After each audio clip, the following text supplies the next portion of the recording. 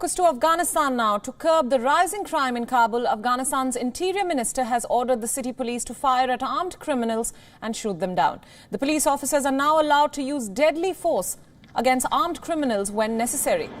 The city's police is grappling with the crime wave, which is expected to worsen as the US and foreign services pull out of Afghanistan. A spokesperson to the Interior Minister, Masood Andarabi, said that the minister called a security meeting in Kabul and ordered the Kabul security team to change the situation. The move is seen as a sharp escalation in tactics aimed at stemming a surge in kidnappings, murders and other violent crimes in the country. Even low-level criminals and thieves in Kabul are often armed with guns or knives. The order will allow the police to shoot to kill in a bid to stop criminals from freely roaming around the city. Moving on, the Kurdish people once were considered allies in the war against ISIS. But it has been a year since the Turkish offensive on the Kurdish regions in Syria. More than 300,000 have been displaced, and the Kurds have become refugees, forced to live in overcrowded tented settlements. Most of them still long for home. Here is a report.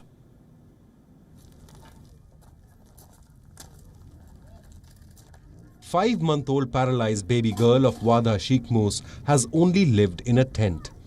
Like thousands of other Kurdish families in Syria, Wada had to abandon her home. A year ago, Turkish-backed forces captured their hometown. The Kurdish people are now refugees within their own country. 1, 2 years, God knows. What will the future of our children be? How will my daughters spend the rest of their lives in a tent? When they grow up and become aware, what psychological state will they be in?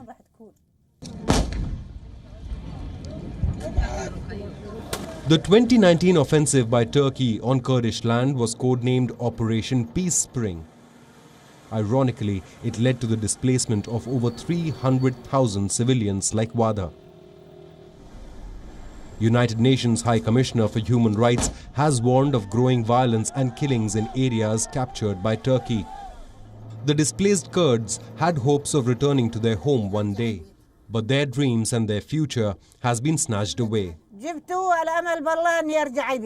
I brought my key with me in the hope that I would return to my home. I'm 65. I'm tired. There is nothing more important to me in the world than my home and my fatigue. We fled because of the pressure. We were scared because of the firing of bullets. Life in the Hasakeh camp is tough. The dusty site is crowded with other Kurdish civilians. 42-year-old Salima Mohammed brought stones and mud to build a kitchen to cook for her 14-member family.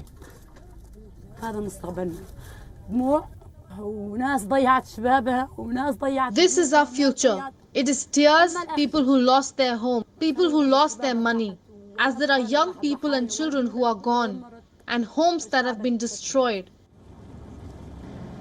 Turkey has been accused of ethnic cleansing, and European nations have imposed an arms embargo on Ankara. America has been criticized for abandoning the Kurds who helped fight ISIS. While Russian and Syrian ceasefire with Turkey has done little to help those who had been displaced. Life in the camp and life in a graveyard are the same. To be buried in a graveyard is better than to be living in the camp. I always tell myself that if I were dead in Ras Al Ain, it would have been better than living in the camp. In the camp, we die 1,000 times a day. The Kurdish people were once considered an ally against ISIS by the Combined Joint Task Force. But more than a year since the Turkish offensive, they have just become pawns in the international power battle underway in Syria.